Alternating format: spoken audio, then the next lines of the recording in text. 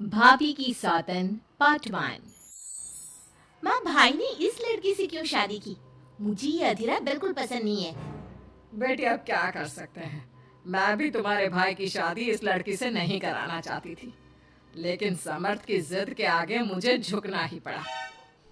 समर्थ ने अपनी पसंद की लड़की अधीरा से शादी की है, लेकिन उसकी माँ मंजू और बहन सौम्या को अधीरा बिल्कुल पसंद नहीं है। की माँ ने तो अपने बेटे के प्यार के आगे अपना सर झुका लिया और दोनों की शादी करवा दी। लेकिन सौम्या ने अभी तक हथियार नहीं डाले थे। वो अभी भी अपनी भाभी को घर से निकालने की हर मुमकिन कोशिश कर रही है। बहू, ओ बहू, आज चाय मिलेगी या नहीं? लाई माँ जी। एक तो समर्थ भी न जाने कहां से इस लड़की को पकड़ कर ले आया है। हर काम ऐसे करती है मानो हाथों में मेहंदी लगी हो। लीजिए माँ जी चाय। अच्छा तो ले आई तो चाय। मुझे तो लगा था कि तू सुबह की चाय दोपहर के खाने के बाद देगी। माँ जी, दूध वाला लेट आया था, इसलिए चाय बनाने में लेट हो गई। इतने में सौम्या वहाँ आ जाती है। माँ, मैं अपनी सहेली देविका से मिलने जा रही हूँ, शाम को आऊंगी। सौम्या, मैंने तुम्हारे लिए नाश्ता बना दिया है, पहले नाश्ता कर लो फिर चली जाना। मुझे आपके हाथ का बेस्वाद खाना नहीं खाना। मेरी सहेली देविका बहुत अच्छा खाना बनाती है, मैं उसके यहाँ खा लूंगी। ओके माँ, बाय, मैं चलती हूँ। सौम्या के जाने के बाद मंजू अपनी बहू पर चिल्लाते हुए कहती है, बहू, तूने इतनी बुरी चाय बनाई है, इससे अच्छा तो तू जहर पिला देती, कम से कम वो मीठा तो होता। अगर मेरे बस में होता तो चाय की जगह जहर ही दे देती। कुछ कहा तूने? अब नहीं माँ जी, मैं दूसरी चाय बना देती हूँ। रहने दे, मैं जा रही हूँ अपनी बहन के घर। तो घर का सारा काम करके रखना, शाम तक आ जाऊंगी। और हाँ, रात के खाने में कुछ अच्छा बना लेना। मंजू अधीरा पर हुक्म चलाकर चली जाती है। अधीरा बड़बड़ाती हुई किचन में जा रही होती है कि तभी समर्थ वहाँ आ जाता है। अधीरा, नाश्ता लाओ जल्दी से, ऑफिस के लिए देर हो रही है। क्या करोगी नाश्ता करके? किसी को भी मेरे हाथ से बना खाना पसंद नहीं आता। आप ही बाहर ही कर लेना नाश्ता। लगता है माँ और सौम्या ने फिर तुमसे कुछ कहा है, तभी तुम्हारा मूड इतना खराब है। तुम माँ और सौम्या की बातों को बुरा मत माना करो। मैंने माँ के खिलाफ जाकर शादी की है ना, इसलिए वो तुमसे कुछ उखड़ी उखड़ी रहती है। लेकिन मुझे पता है, जिस तरह तुमने मेरा दिल जीत लिया, उसी तरह तुम माँ और सौम्या का दिल भी जीत लोगी। बातें बनाना कोई आपसे सीखे। अब आपको ऑफिस के लिए देर नहीं हो रही? हो तो रही है, लेकिन सोच रहा हूँ सौम्या और माँ घर पर नहीं है, तुम दिन भर अकेली घर में क्या करोगी? मैं आज ऑफिस की छुट्टी कर ही लेता हूँ। नहीं नहीं नहीं, मैं घर में अकेली रह सकती हूँ, आप ऑफिस जाओ। चलो जाओ और अपना काम करो।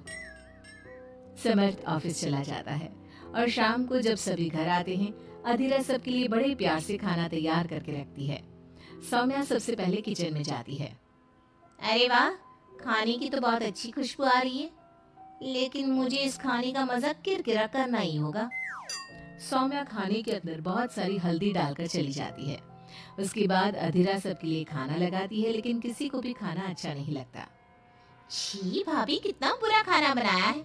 इससे अच्छा तो आप हमें मना ही कर देती कि आप खाना बनाएंगी ही नहीं, तो हम बाहर से ही कुछ अच्छा खाकर आ जाते। कम से कम हमारे मुंह का स्वाद तो नहीं बिगड़ता। बहू, तूने हम सबको सुबह बिना खाना खाए निकाल दिया, और अब भी हमें बिना खाना खाए सोना पड़ेगा। क्या करती हो अधीरा? तुम्हें खाना बनाना भी नहीं आता क्या? दिमाग खराब कर दिया। समर्थ गुस्से में वहां से चला जाता है। उसके पीछे पीछे सौम्या भी जाती है। भैया, हमने आपसे कितना मना किया था कि इस लड़के से शादी मत करो मत करो, लेकिन आपने हमारी एक नहीं सुनी। आप मेरी सहेली देविका को तो जानती हो ना, सुंदर होने के साथ साथ हर काम में माहिर है। सौम्या देखो, मैं वैसे ही परेशान हूँ, तुम मुझे और परेशान मत करो, जाओ यहाँ से। सौम्या ने समर्थ के दिल में अधीरा के लिए नफरत डालने की कोशिश की। अगली सुबह अधीरा जल्दी सोकर उठी और सबके लिए नाश्ता बना लिया, लेकिन समर्थ बिना कुछ खाए ही ऑफिस के लिए निकल गया। सौम्या भी ये सब नोटिस कर रही थी। उसने देविका को घर पर बुला लिया। देविका, आज भैया बहुत गुस्से में है। आज तुम ऐसा खाना बनाओ कि भैया उस अधीरा की तारीफ करना भूल जाए। सौम्या, तुम ये सब क्या कर रही हो? तुम्हारा भाई शादीशुदा है, वो कभी मुझसे शादी करने के लिए तैयार नहीं होगा। लेकिन तुम तो भाई से पहले से ही प्यार करती थी ना। हाँ करती थी, लेकिन ये उन दिनों की बात है ना। चुप रहो तुम। अगर तुम्हें भैया को पाना है तो तुम्हें वही करना होगा जो मैं कहूंगी। सौम्या ने जैसा जैसा कहा देविका ने वैसा ही किया। देविका ने बहुत ही स्वादिष्ट खाना बनाया। शाम को सभी लोग इकट्ठा हुए और सबने एक साथ मिलकर खाना खाया। इतना मजेदार खाना खाकर सबने देविका की खूब तारीफ की। समर्थ ने अपनी पत्नी को ताना देते हुए कहा, अधीरा, देविका ने कितना अच्छा खाना बनाया है।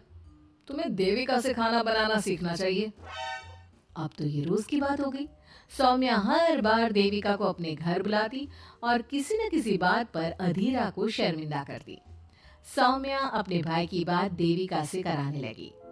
अब समर्थ भी देविका से प्यार करने लगा। सौम्या ने अपने भाई से कहा, भैया आपको देविका पसंद है ना?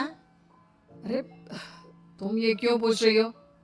क्योंकि मैं चाहती हूँ कि आप देविका से शादी कर लो। अरे सौम्या, ये मुमकिन नहीं है, क्योंकि देविका मुझसे शादी करने के लिए कभी तैयार नहीं होगी और अधीरा भी इस रिश्ते से खुश नहीं होगी। आप देविका की चिंता मत करो, उससे मैं बात कर लूंगी।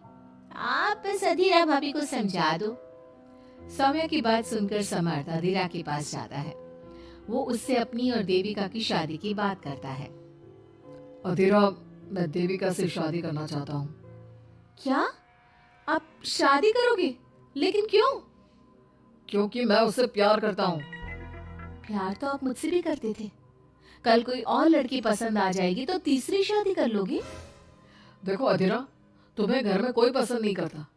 तुम्हारी शादी मैंने माँ के खिलाफ जाकर की थी। अब तुम मेरे और देविका के बीच में मत आओ, प्लीज। क्यों बीच में ना हो? मैं ये शादी नहीं होने दूंगी, आप चाहे कुछ भी कहो। अधीरा के लाख विरोध के बावजूद भी सौम्या और मंजू ने समर्थ की शादी देविका से करवा दी। आखिरकार सौम्या अपनी भाभी की सौतन ले ही आई। शादी के बाद देविका ने घर में आते ही घर वालों के साथ कैसे सलूक किया और अधीरा के साथ क्या हुआ, ये सब जानने के लिए इंतजार कीजिए हमारे अगले एपिसोड का। ऐसी वीडियो देखने के लिए वीडियो को लाइक और चैनल को सब्सक्राइब जरूर कर ले।